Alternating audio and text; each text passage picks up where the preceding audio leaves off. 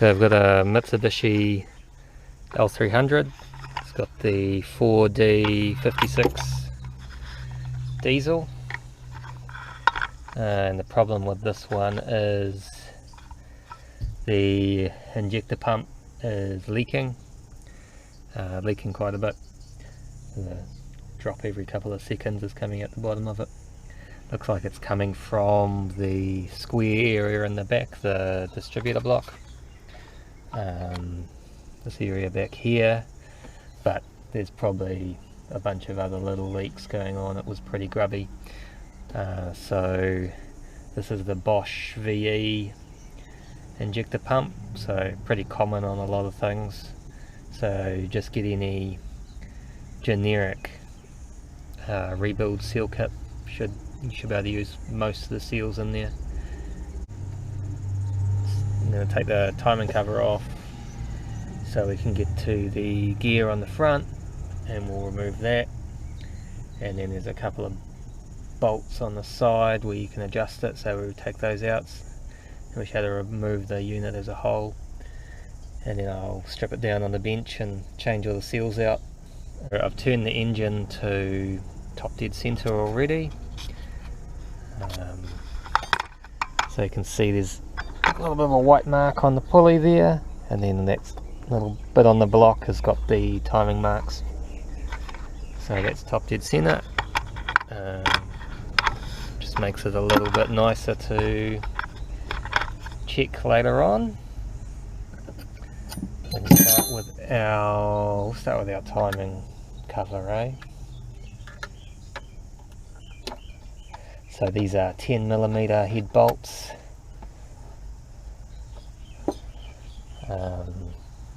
If you're doing this job, you might consider also getting a timing belt, because you're already halfway there by the time you've gotten this cover off. This engine's been done a couple of years ago, so it's not too far out.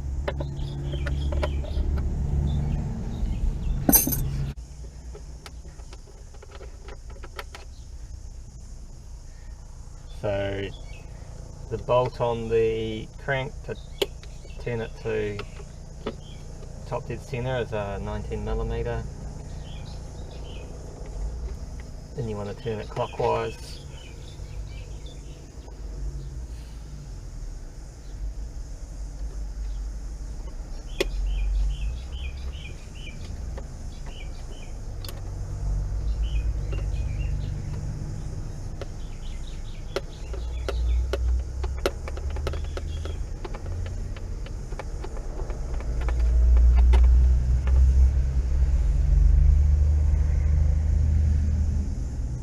So we had the short bolt on top,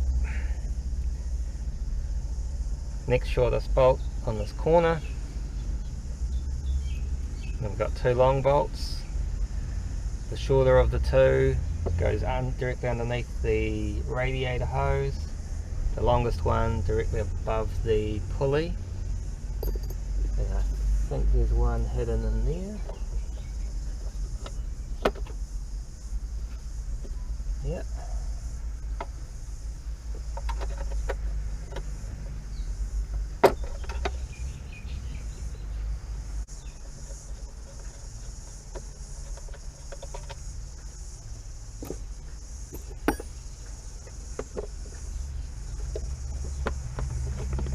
Should be able to squeeze that out of there. So that gives us access to the timing belt.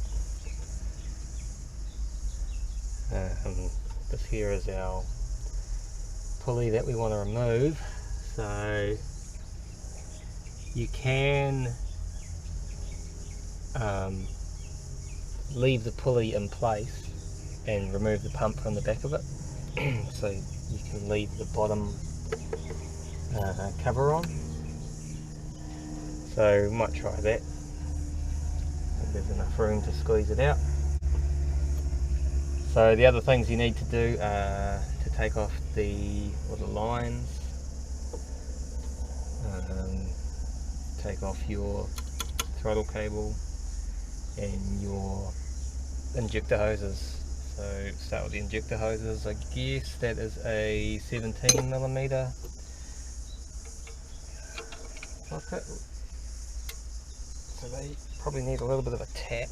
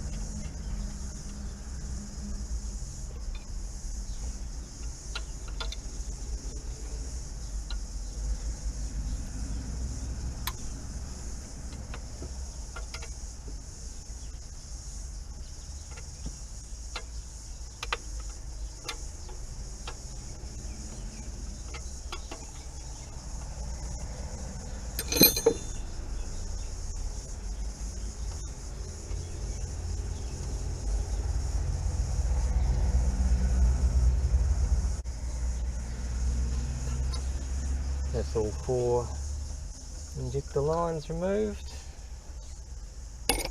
Can do the throttle cable. That's going to be a 14 on the lock nut. So we'll just loosen that up a little bit.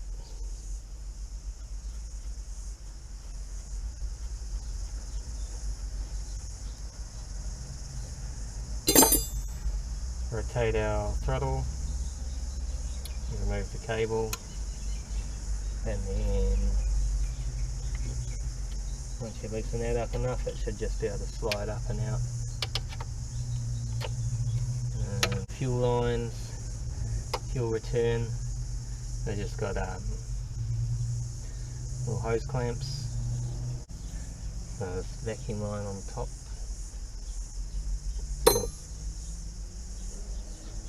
I'll loosen that up a bit and then work it out.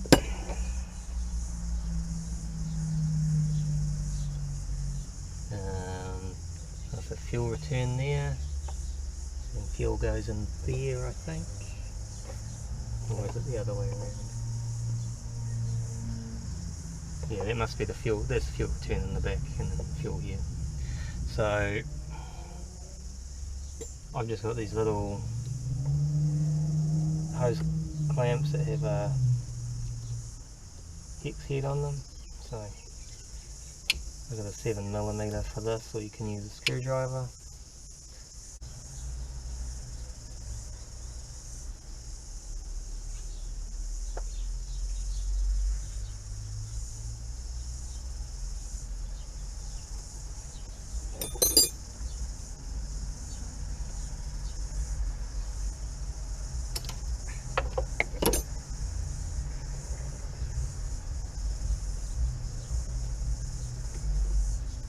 Fuel line off, diesel on the grass, just a little bit.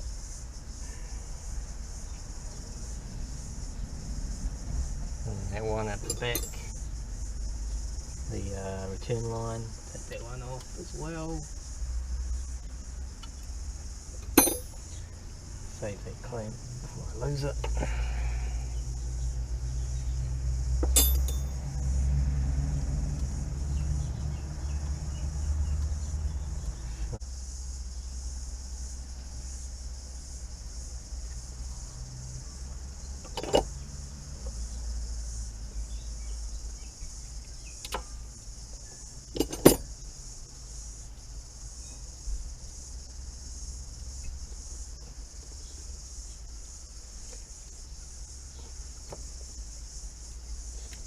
the return line removed. Return line from the injectors.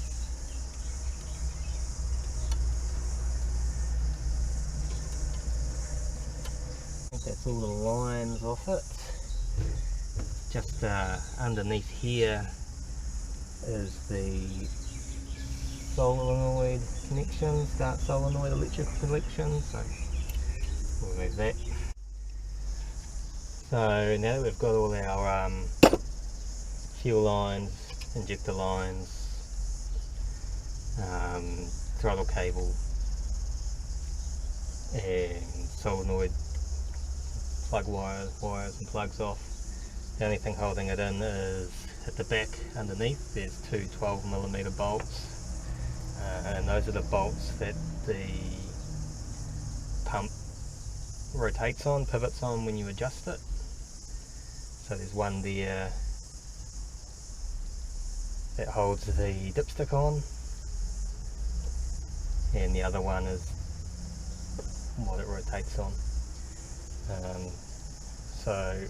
And then of course you got your pulley at the front that also needs to be taken out to pull the pump back. I'm going to zip tie the belt in place on these pulleys so it doesn't go out of timing, and then I'm going to loosen up that belt tensioner.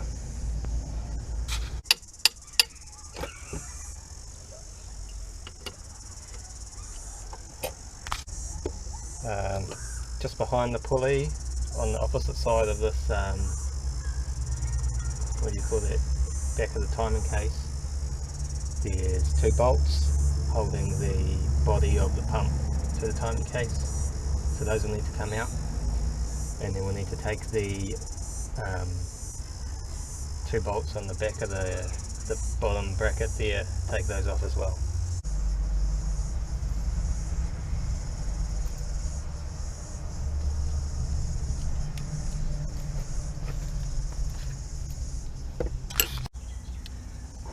So let's use a 12mm spanner on this outside size bolt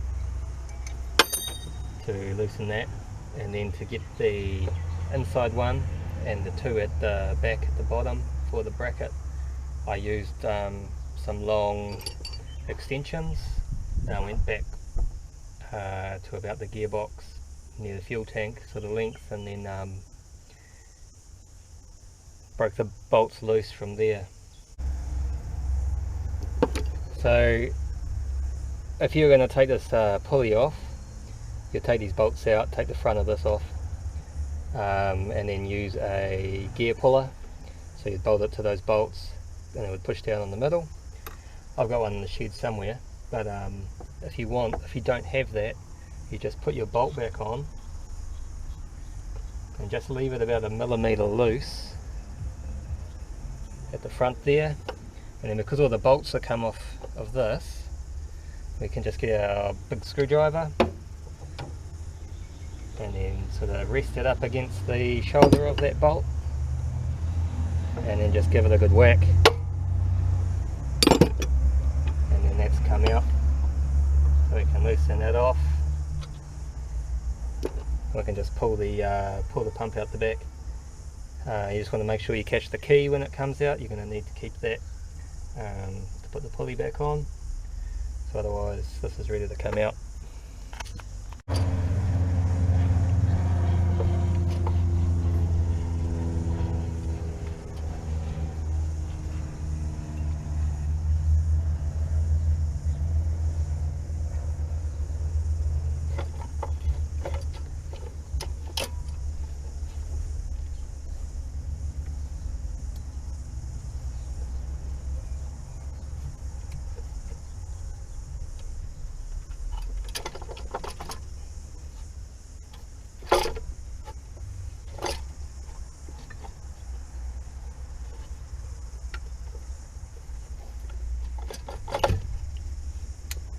So I was just getting caught up on that dipstick tube because I didn't bother totally removing it.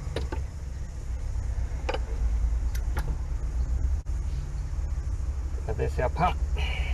And there's the key there, we want to keep